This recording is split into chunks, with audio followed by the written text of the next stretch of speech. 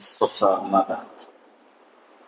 قال الله تعالى في القرآن المجيد والفرقان الحميد: فأعوذ بالله من الشيطان الرجيم بسم الله الرحمن الرحيم.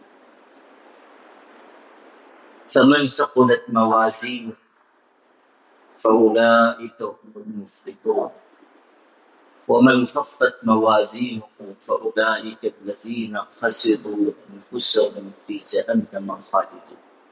صدق اللہ العظیم. حضرت عائشہ رضی اللہ تعالیٰ عنہ کے بارے میں خود ان کی روایت حدیث کتابوں کہتی ہیں کہ ایک موقع پر جہنم کو یاد کر کے میں رو نبی کریم صلی اللہ علیہ وسلم تشریف فرما تھے. آپ نے پوچھے کیوں روتے ہو؟ تو انہوں نے بتایا کہ مجھ کو جہنم کی یاد آ گئی اور پھر انہوں نے نبی کریم صلی اللہ علیہ وسلم سے سوال کیا،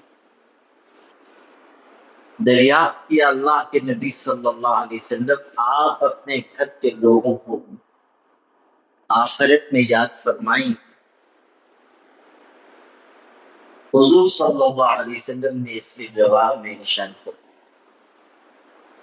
کہ عائشہ 3 مقامات ایسے ہیں کہ کوئی انسان کسی دوسرے انسان کو یاد نہیں کرے، یعنی شوہر بیوی کو، بیوی شوہر کو، ماں باپ اپنی اولاد کو، اولاد اپنے ماں باپ، بھائی بہنوں کو، بہنیں بھائیوں کو، کوئی کسی کو یاد نہیں کرے.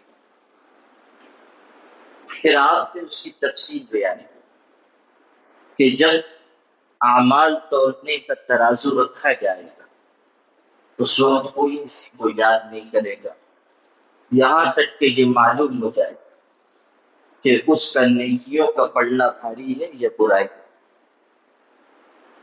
جس وقت نام اعمال کی تقسیم کا موقع کوئی کسی کو یاد، جس وقت انہیں صراط قائم کیا جائے کوئی کسی کو یاد نہیں کرے. یہ حدیث شریف میں نے آپ کو اس لیے سنی تاکہ آپ کو اور خود اپنے آپ کو یہ یاد دلا سکے کہ اس دنیا کے بعد بھی دنیا میں وہاں انسان کا مال کام نہیں ہے، انسان کی عزت شہرت کام نہیں، انسان کی اولاد کام نہیں آئے.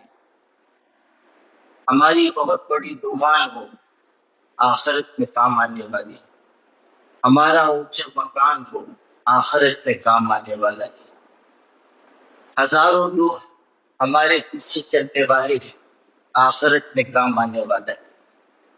اور قیامت کے دن کوئی کسی کو یاد نہیں کرے گا، کوئی کسی کو بچا نہیں پائے گا. یوم لا تملک نفس لنفس شیئا، کوئی انسان کسی انسان کو قیامت کے دن بچا نہیں پائے گا.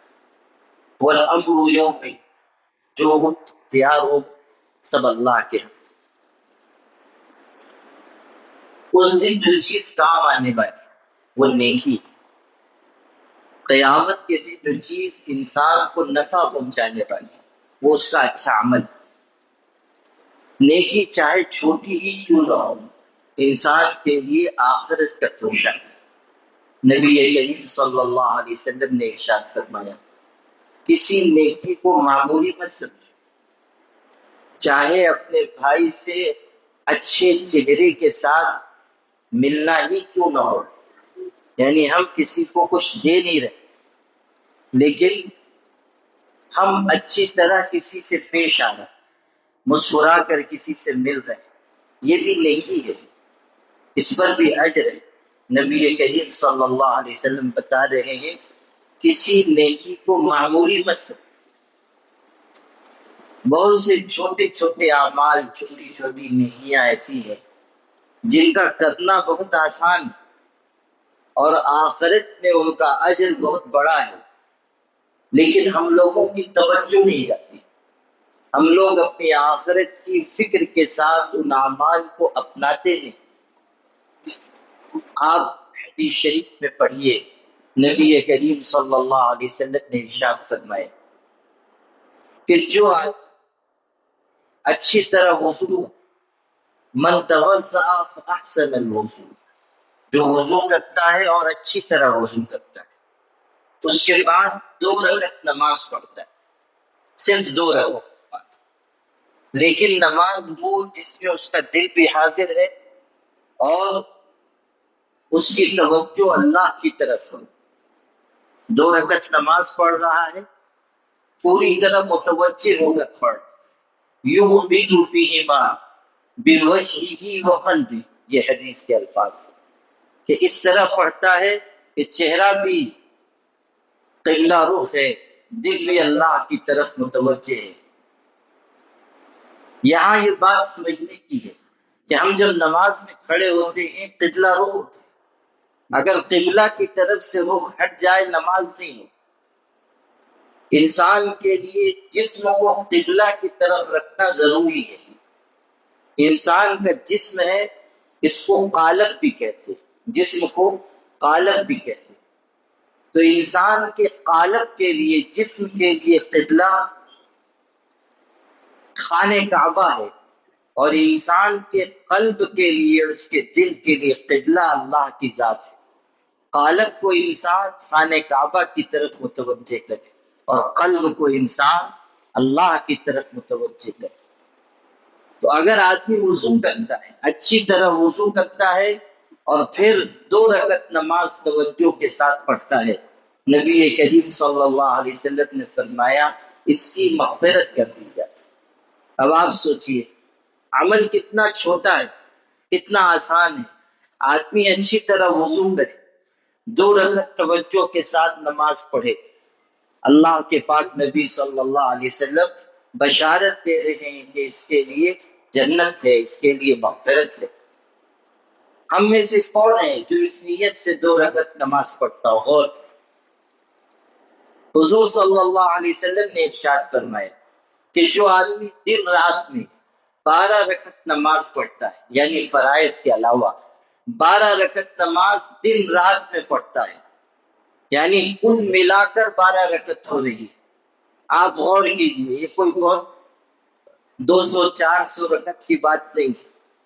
آپ اگر ہر فرض نماز کے بعد جو نوافل ہیں ان کے پڑھنے کا اہتمام کر لیں، 12 رکعت ہو جاتی۔ یا آپ اوابین 6 رکعت پڑھ لیں، اشراق 4 رکعت پڑھ لیں، چاشت کی 2 رکعت نماز پڑھ لیں، 12 رکعت ہو گئی۔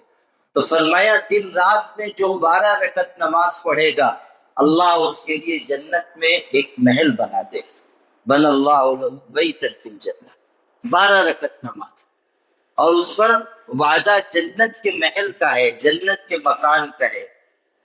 اور یہ کسی عالم کا کہا ہوا نہیں ہے، نبی کریم صلی اللہ علیہ وسلم ارشاد فرمائے۔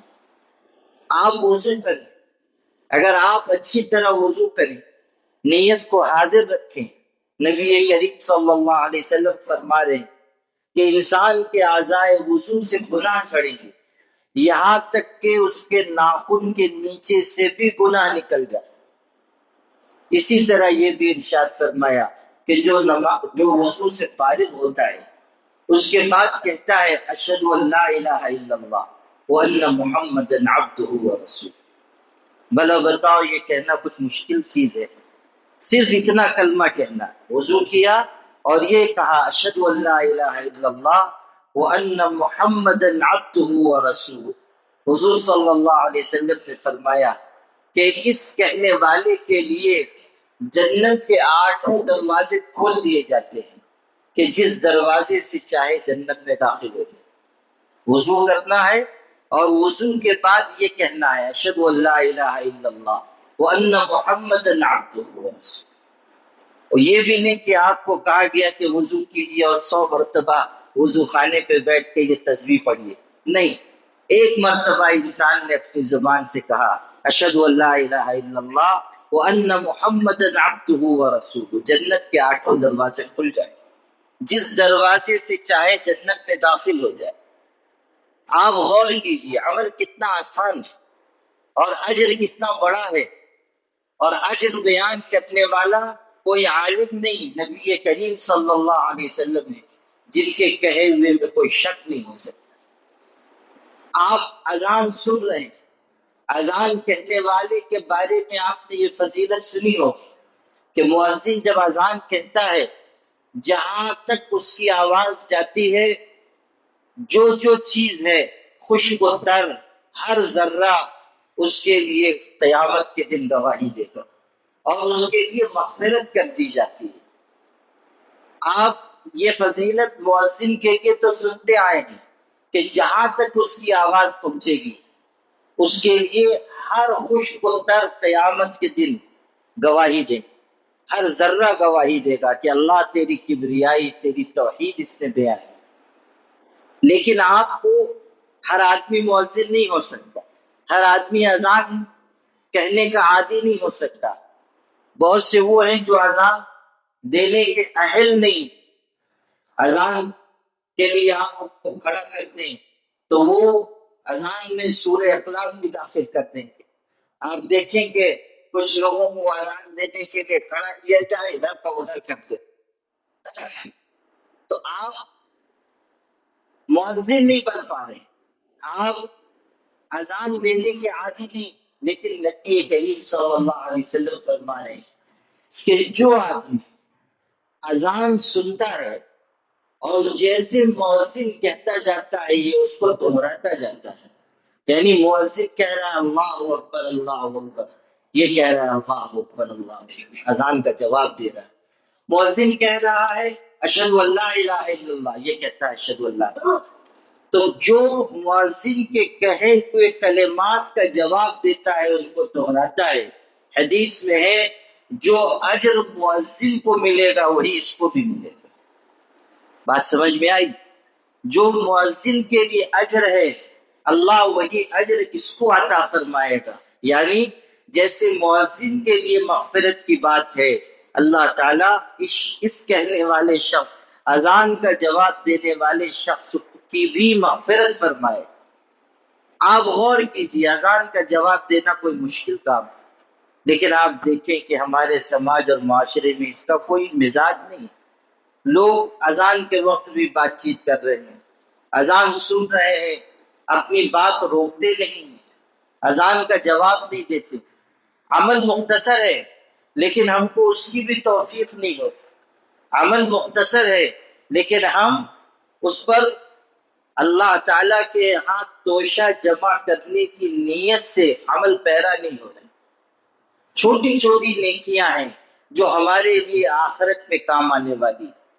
آج اگر ہم ان پر عمل کریں گے کل یہ نیکیاں ہمارے لیے ذخیرہ آخرت ثابت ہو۔ نبی کریم صلی اللہ علیہ وسلم نماز پڑھا رہے، راوی بیان کرتے ہیں کہ حضور نماز پڑھا رہے، آپ کے پیچھے ایک شخص نماز پڑھ رہا ہے۔ جب حضور رکوع سے اٹھے آپ نے سمیع اللہ لمن حمیدہ کہا، اس پیچھے نماز پڑھنے والے شخص نے کہا ربنا ولک الحمد حمدا کثیرا طیبا مبارکا فیہ، یہ کلمات کہے۔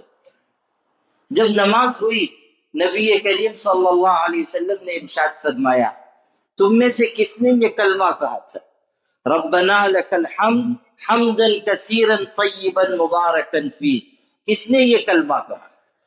آپ نے ارشاد فرمایا میں نے 30 سے زیادہ فرشتوں کو دیکھا کہ وہ دوڑ کر آ رہے ہیں، جلدی جلدی آ رہے ہیں تاکہ سب سے پہلے اس کلمے کا ثواب وہ لکھیں۔ فرشتے دوڑ کر آ رہے ہیں، 30 سے زیادہ فرشتے دوڑ کر آ رہے ہیں کہ اس کا اجر پہلے وہ لکھیں۔ یعنی ان کلمات کے کہنے کا اجر بہت بڑا ہے۔ آپ رکوع سے اٹھے آپ نے کہا ربنا لک الحمد، آپ رکوع سے اٹھے آپ نے کہا ربنا ولک الحمد حمدا کثیرا طیبا مبارکا فیہ، آپ نے چند کلمات کا اضافہ کیا، لیکن اجر کے بارے میں نبی کریم صلی اللہ علیہ وسلم خود ارشاد فرما رہے کہ فرشتے لپک کر آ رہے ہیں کہ میں پہلے لکھوں. اندازہ کیجیے اللہ تعالیٰ کے نام میں، اس کی حمد و ثنا میں، اس کی تعریف میں کتنا وزن، اللہ تعالیٰ کی تعریف میں کتنا بڑا اجر ہے. نبی کریم صلی اللہ علیہ وسلم نے ساری باتیں آخرت میں کام آنے والی ہم کو بتائی، لیکن سوال یہ ہے کہ ہمیں اس کا احساس ہے کہ نہیں. آج جمعہ کی نماز کے لیے آپ آ چکے ہیں، کچھ لوگ بعد میں آئیں گے. نبی کریم صلی اللہ علیہ وسلم نے جمعہ کے لیے جلدی آنے والے کے لیے اجر بیان کیا کہ جو آدمی جمعہ کی نماز کے لیے جلدی آتا ہے، غسل کر کے آتا ہے اور امام کے قریب بیٹھتا ہے، دھیان سے خطبہ سنتا ہے، اللہ تعالیٰ اس کو اونٹ کے بقدر اجر عطا فرماتا ہے، یعنی اجر بڑا ملے گا. پھر جو اس سے دیر سے آ رہا ہے گائے کے برابر، یعنی گائے اللہ کی راہ میں صدقہ کرنا یا قربان کرنا، ہوتے ہوتے اجر مرغی کے برابر پہنچ جائے گا. لوگ انتظار کرتے ہیں کہ جب خطبہ شروع ہوگا جب ہم جائیں گے. اجر پانے کی طلب نہیں، اجر پانے کی خواہش نہیں، اجر حاصل کرنے کا جذبہ نہیں. جلد نماز کے لیے تیار ہو کر آئیں، مسجد میں پہلے سے حاضر رہیں، امام کے قریب بیٹھیں، خطبہ دھیان سے سنیں. جمعہ کی نماز معمولی نماز نہیں ہے، اس کا اہتمام ہے. شریعت میں اس کی بہت قدر و منزلت ہے. اسی لیے یہ حکم ہے کہ اذان سے پہلے سب کاروبار بند کر دو، سب خرید و فروخت چھوڑ دو، سارے مشاغل سے ہاتھ اٹھا لو، اللہ کے ذکر کی طرف، نماز کی طرف لپک کر آؤ. یا ایھا الذین آمنوا اذا نودی للصلاۃ من یوم الجمعہ فاسعوا الی ذکر اللہ وذروا البیع. یہ کتنا برا مزاج ہے کہ آپ انتظار کرتے رہیں، کوئی کام نہیں ہے، بیٹھے ہوئے ہیں اور گھر کے کاموں میں یا لگے ہوئے ہیں یا کارخانے میں ہیں. ایسی کوئی مشغولیت نہیں ہے جس کو چھوڑا نہ جا سکے، لیکن صرف غفلت کی وجہ سے، بے توجہی کی وجہ سے ہم لوگ مسجدوں میں نہیں آتے. جمعہ کی نماز کے لیے پہلے سے آنے کا مزاج ہمارا نہیں. یہ اچھی علامت نہیں ہے، یہ علامت اس کی ہے کہ ہم اپنی آخرت سے غافل ہو رہے. جس کے دل میں آخرت کی فکر ہوگی، جو عمل کا ذخیرہ اکٹھا کرنا چاہے گا، وہ تو لپک کر مسجد کی طرف آئے گا، وہ اللہ کے ذکر میں کچھ وقت گزارے گا، جمعہ کے دن سورہ کہف کی تلاوت کرے گا، بیٹھ کر اللہ تعالیٰ کو یاد کر لے گا. جمعہ کے دن خاص طریقے پر درود شریف کی فضیلت بیان کی گئی. آپ صلی اللہ علیہ وسلم نے فرمایا کہ جمعہ کے دن مجھ پر درود کی کثرت کرو، تمہارا درود مجھ پر پیش کیا جاتا ہے، یعنی مجھ کو یہ بتایا جاتا ہے کہ فلاں جو فلاں کا بیٹا ہے وہ آپ کے لیے درود کا یہ تحفہ بھیج رہا ہے، آپ کے لیے اللہ سے رحمت کی دعا کر رہا ہے. مجھ کو بتایا جاتا ہے، تمہارا درود مجھ پر پیش کیا جاتا ہے. جمعہ کے دن کوئی وقت ایسا آتا ہے جس میں کی جانے والی دعا کو اللہ رد نہیں کرتا. ہم پورے دن دعا نہیں کر سکتے جمعہ کے دن، لیکن یہ تو کر سکتے ہیں کہ الگ الگ اوقات میں دعا مانگیں. خاص طریقے پہ عصر اور مغرب کے درمیان دعا مانگیں کہ اس وقت اس گھڑی کے ہونے کا زیادہ امکان ہے. اس وقت اللہ سے دعا مانگے اور یہ بھی دعا مانگے کہ اللہ قبولیت کا وقت کون سا ہے میں نہیں جانتا، لیکن تو جانتا ہے اور وہ وقت لانے کی تو قدرت رکھتا ہے. جس وقت میں دعا کر رہا ہوں اللہ ابھی وہ وقت لا دے اور میری دعا قبول فرما دے. اللہ سے اس طرح ہم جمعہ کے دن دعا مانگیں. اللہ کے لیے کچھ مشکل نہیں ہے کہ ہماری دعا کے وقت اللہ وہ گھڑی مقرر کر دے اور ہماری دعا کو قبول فرما دے. یہ اعمال ہمیں بتائے گئے، سمجھائے گئے، اور چھوٹے چھوٹے اذکار اور اس کی تعلیم دی گئی. آسانی سے ہم کر سکتے ہیں، اجر بہت بڑا ہے. آپ ابھی مسجد آئے، گھر سے آئے، آپ گھر سے نکلے، آپ نے دعا پڑھی، غور کر لیجیے، آپ دعا پڑھ کر آئے یا بغیر دعا پڑھے آئے. اور دعا کوئی ایک دو صفحے کی نہیں ہے. نبی کریم صلی اللہ علیہ وسلم نے فرمایا گھر سے جب آدمی نکلتا ہے کہتا ہے بسم اللہ توکلت علی اللہ لا حول ولا قوت الا باللہ، بس اتنا. حضور نے اس کا فائدہ ذکر کیا کہ کہا جاتا ہے جب یہ دعا انسان پڑھتا ہے تو اس سے کہا جاتا ہے کفیت ووقیت وتنحى عنک الشیطان، کہ یہ پڑھ لینے سے تیرے لیے کفایت ہو گئی، تیرے لیے حفاظت ہو گئی، شیطان تجھ سے دور ہو گیا. اتنا کلمہ گھر سے نکلتے وقت انسان کہے بسم اللہ توکلت علی اللہ لا حول ولا قوت الا باللہ، بس اتنا جملہ. اور اس میں یہ جو لا حول ولا قوت الا باللہ ہے، اس کے بارے میں آپ دوسری حدیث بھی سن لیجیے. نبی کریم صلی اللہ علیہ وسلم نے ارشاد فرمایا کیا میں تم کو جنت کے خزانوں میں سے ایک خزانہ نہ بتاؤں؟ پھر آپ نے کہا لا حول ولا قوت الا باللہ، یہ جنت کے خزانوں میں سے ایک خزانہ ہے.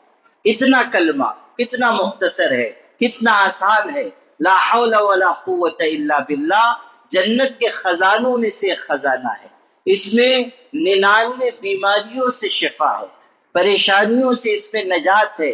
جو آدمی اس کا ورد رکھے گا، بار بار اس کو پڑھے گا، اللہ تعالی بیماریوں سے، پریشانیوں سے، مصیبتوں سے اس کی حفاظت فرمائے گا. ہمارے مجددی سلسلے کے عظیم روح رواں حضرت مجدد الفسانی رحمۃ اللہ علیہ، اس کے پڑھنے کی ترتیب انہوں نے مقرر کی کہ 100 مرتبہ درود شریف انسان پڑھے، پھر درمیان میں 500 مرتبہ لا حول ولا قوت الا باللہ پڑھے، پھر 100 مرتبہ درود شریف آخر پہ پڑھے.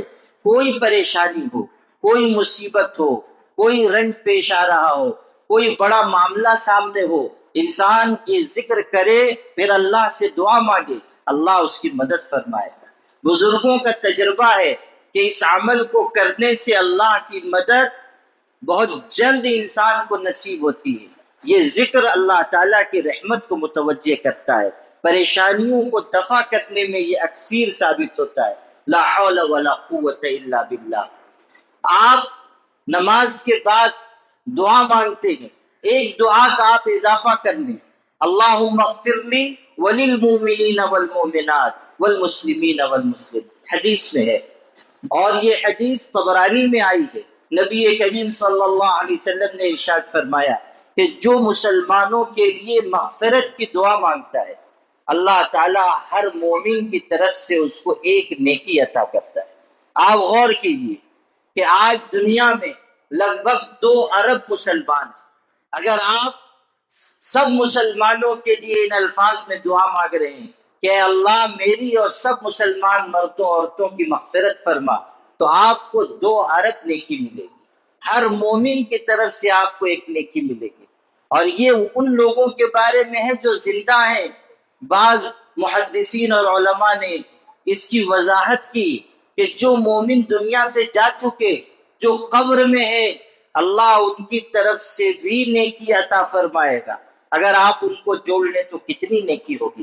غور کیجیے، عمل کتنا مختصر ہے. آپ صرف زبان سے یہ کہہ رہے ہیں کہ اللہ میری اور تمام مسلمان مردوں اور عورتوں کی مغفرت فرما دے. اللہم اغفر لی وللمؤمنین والمؤمنات والمسلمین والمسلمات. لیکن اس پر اجر کتنا بڑا ہے، ثواب کتنا بڑا ہے. نبی کریم صلی اللہ علیہ وسلم فرما رہے ہیں غراس الجنتی سبحان اللہ الحمدللہ لا الہ الا اللہ. آپ فرما رہے ہیں کہ جنت کے پودے، جنت کے درخت سبحان اللہ الحمدللہ لا الہ الا اللہ اللہ اکبر ہے. یعنی اگر سبحان اللہ آپ نے کہا جنت میں ایک درخت لگا دیا ہے، الحمدللہ کہا جنت میں درخت لگا دیا گیا، اللہ اکبر کہا جنت میں درخت لگا دیا گیا. آپ صلی اللہ علیہ وسلم نے ترغیب دی کہ ان کلمات کو پڑھتے رہو. نماز کے بعد آپ نے فرمایا 10 دفعہ سبحان اللہ. یہ جو 33 مرتبہ ہم لوگ پڑھتے ہیں وہ روایت تو ہے، لیکن آپ نے اور ہلکا کر کے بھی بتایا. آپ نے کہا صرف 10 مرتبہ سبحان اللہ، 10 مرتبہ الحمدللہ، 10 مرتبہ اللہ اکبر. اس کو پڑھ لو، یہ پورے دن میں 150 دفعہ ہوگا. یعنی 150 مرتبہ. اور آپ نے فرمایا یہ 150 میزان عمل میں 1500 ہوگا. 1500 نیکیاں تم کو ملیں گی. صرف 10 مرتبہ سبحان اللہ، 10 مرتبہ الحمدللہ، 10 مرتبہ اللہ اکبر. آسان عمل ہے. آیت الکرسی اگر آپ پڑھیں نماز کے بعد، آپ 1 منٹ میں پڑھ لیں گے، 1.5 منٹ میں پڑھ لیں گے. اگر آپ کی رفتار بہت سست ہے 1 منٹ لگے گا آپ کو آیت الکرسی پڑھنے میں. فضیلت کیا ہے؟ حضور نبی کریم صلی اللہ علیہ وسلم نے ارشاد فرمایا کہ جو ہر نماز کے بعد 1 مرتبہ آیت الکرسی پڑھتا ہے، ہر نماز کے بعد پڑھ لیتا ہے، اس کے اور جنت کے درمیان موت کے علاوہ کوئی چیز رکاوٹ نہیں. یعنی انسان فوت ہوگا اور جنت میں داخل ہوگا اگر ہر فرض نماز کے بعد وہ آیت الکرسی پڑھتا ہے. ہم میں سے کتنے لوگ ہیں جو اس کا اہتمام کرتے؟ عمل کتنا چھوٹا ہے. آپ پورے دن میں اس کو اگر شمار کریں کہ 5 منٹ لگے گا، 1 منٹ ہر نماز کے بعد آپ آیت الکرسی پڑھیں، 1 منٹ لگے گا. 5 منٹ کا عمل ہے، لیکن ارشاد ہو رہا ہے کہ انسان کے اور جنت کے درمیان سوائے موت کے کوئی چیز رکاوٹ نہیں ہے. کتنا آسان عمل ہے اور فضیلت کتنی بڑی ہے. اور پھر آیت الکرسی پڑھنے کی وجہ سے حفاظت ہوتی ہے شیطان سے، سحر جادو سے، آسیب و بلا سے. یہ حفاظت ہے. قرآن مجید کی سب سے عظیم آیت الکرسی ہے. نبی کریم صلی اللہ علیہ وسلم کی حدیثوں میں یہ بات آئی. سب سے عظیم آیت، 10 چھوٹے چھوٹے ٹکڑے ہیں اور سب میں اللہ کی عظمت، اس کی بڑائی، اس کی بزرگی کا بیان ہے.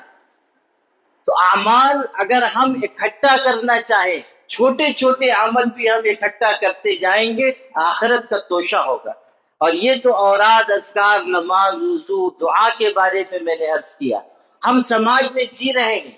نبی کریم صلی اللہ علیہ وسلم نے ہمیں بتایا کہ اگر تم دوسرے مسلمانوں کے ساتھ اچھی طرح پیش آؤ گے، اس پر بہت بڑا اجر ہے. کوئی شخص آپ کے پڑوس میں بیمار ہے، آپ چلے گئے عیادت کے لیے، بیمار پرسی کے لیے، حضور فرما رہے ہیں یہ شخص جنت کے باغ میں ہے. بیمار پرسی کرنے والا جنت کے باغ میں ہے. آپ صبح کے وقت گئے بیمار پرسی کے لیے، شام تک 70,000 فرشتے آپ کے لیے اللہ سے رحمت کی دعا کریں گے. شام کو آپ گئے بیمار پرسی کے لیے، صبح تک 70,000 فرشتے آپ کے لیے اللہ سے رحمت کی دعا مانگیں گے. صحیح حدیث میں یہ بات آئی. یہ بھی ارشاد ہوا کہ اللہ آخرت میں ایک آدمی سے پوچھے گا، میں بیمار تھا تو نے میری عیادت نہیں کی، میں بیمار تھا تو نے میری بیمار پرسی نہیں کی.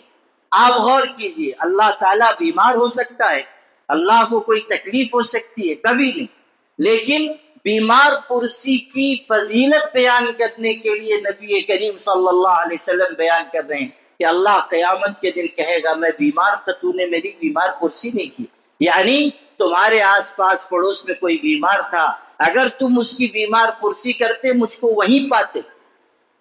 ہم لوگ عیادت اور بیمار پرسی کرنے کا خیال کرتے ہیں نیکی کے جذبے سے کہ کوئی بیمار ہے، میرے جانے سے اس کو جو راحت ہو، راحت نہ ہو، لیکن بیمار پرسی کی وجہ سے اللہ مجھ کو اتنا بڑا اجر عطا کرے. کسی کا انتقال ہو گیا، آپ جنازے میں چلے گئے، حضور صلی اللہ علیہ وسلم فرما رہے ہیں جو جنازے میں شریک ہوا، نماز پڑھ کے آیا، اس کو 1 قیرات ثواب ملے گا. قیرات عربی کا لفظ ہے. قیرات کا معنی پوچھا تو ارشاد فرمایا احد پہاڑ کے برابر اجر ملے گا. اور جو نماز کے بعد تدفین میں بھی شریک رہا اس کو 2 قیرات ثواب ملے گا، یعنی 2 بڑے پہاڑوں کے برابر اجر ملے گا. حضرت عبداللہ ابن عمر رضی اللہ عنہ نے جب یہ روایت سنی تو افسوس کرنے لگے، کہنے لگے ہم نے تو بہت سارے قیرات ضائع کر دیے. یعنی صرف نماز پڑھ کے ہم چلے آئے یہ سمجھ کر کے نماز ہو گئی، اب تدفین میں نہیں بھی شریک رہے کوئی حرج نہیں. فرمایا ہم سے تو بہت سارا اجر و ثواب ضائع ہو گیا. یعنی تدفین میں بھی شریک ہوتے تو ہمارا اجر اور بڑھ جاتا. ایک دن حضرت نبی کریم صلی اللہ علیہ وسلم نے پوچھا صحابہ سے تم میں سے کون شخص ہے جو آج روزے سے ہے؟ حضرت ابو بکر نے کہا میں. پھر پوچھا تم میں سے کس نے جنازے کی پیروی کی، یعنی جنازے میں شریک ہوا؟ حضرت ابو بکر نے کہا میں. کس نے مریض کی عیادت کی؟ حضرت ابوبکر ہی نے کہا میں نے کی۔ پوچھا آج مسکین کو کھانا کس نے کھلایا؟ حضرت ابوبکر نے کہا میں نے کھلایا۔ تب حضور نے فرمایا کہ یہ نیکیاں جس انسان کے اندر داخل ہوں گی اس کو جنت میں لے جائے گی، یہ نیکیاں جس انسان میں جمع ہوں گی اس کو جنت میں لے جائیں گی۔ یعنی مسکین کو کھانا کھلانا، بیمار کی عیادت کرنا، مرحوم کے جنازے میں شریک ہونا، فقیر اور مسکین کی اعانت کرنا، ایسی نیکیاں ہیں جو انسان کو جنت میں پہنچائیں۔ ہم آج سماج اور معاشرے میں رہ رہے ہیں، ہمیں یہ سب نیکیاں کرنے کا آج اللہ کی طرف سے موقع ملا ہوا ہے۔ آج ہم کتنی نیکیاں کما سکتے ہیں اگر ہم بیمار پرسی کرنے لگیں، ہم لوگوں کی مدد کرنے لگیں۔ حدیث میں آ رہا ہے جو یتیم کی کفالت کرتا ہے جنت میں میرے ساتھ ہوگا۔ آپ نے 2 انگلیاں اس طرح اٹھا کر بتائی کہ یتیم کی کفالت کرنے والا اور میں جنت میں ایسے ہوں گے جیسے یہ 2 انگلیاں ہیں، یعنی ساتھ ساتھ جنت میں ہوں گے۔ یا بعض علماء نے لکھا ہے کہ جس طرح یہ انگلی شہادت کی، اس انگلی سے تھوڑی نیچے ہے، حضور صلی اللہ علیہ وسلم کا مقام جنت میں بہت بلند ہوگا، اس مقام تک کوئی پہنچ نہیں سکتا، لیکن یتیم کی کفالت کرنے والا وہ بھی بہت اونچے درجات میں ہوگا۔ اسی کو حضور نے بیان فرمایا کہ جیسے یہ 2 انگلیوں میں فرق ہے اسی طرح درجے میں کچھ نیچے ہوگا لیکن پھر بھی بہت بلند درجات پر ہوگا۔ آپ اندازہ کیجیے، آپ فرما رہے ہیں کہ جو کسی بیوہ مسکین کے لیے مدد کرتا ہے، اس کے لیے کوشش کرتا ہے، وہ اس روزے دار کی طرح ہے جو کبھی افطار نہیں کرتا، اور اس شب بیدار کی طرح ہے جو کبھی نماز سے تھکتا نہیں۔ یعنی ہر رات جو عبادت کرتا ہے اور ہر دن جو روزہ رکھتا ہے، اللہ یہ اجر اس کو عطا کرے گا جو کسی بیوہ یا مسکین کی مدد کرتا ہے۔ یہ روزہ نہیں رکھ رہا ہے، یہ ہر رات کو جاگ نہیں رہا ہے، لیکن اجر وہ ملے گا جو اللہ تعالیٰ کی طرف سے ہر دن روزہ رکھنے والے اور ہر رات عبادت کرنے والے کا اجر ہے۔ کہنے کا حاصل میرے بھائیو یہ ہے کہ ہم سب کو مر کر اللہ کی بارگاہ میں جانا ہے، وہاں اور چیزیں کام آنے والی نہیں ہیں، یہی سب نیکیاں کام آئیں گی۔ چھوٹی چھوٹی نیکیاں بھی جن کو ہم معمولی سمجھ کر چھوڑ دے رہے ہیں ان کو بھی زندگی میں لائیے تاکہ آخرت کا توشہ تیار ہوتا رہے۔ اللہ پاک ہم سب کو عمل کی توفیق عطا فرمائے۔ وآخر دعوانا الحمدللہ۔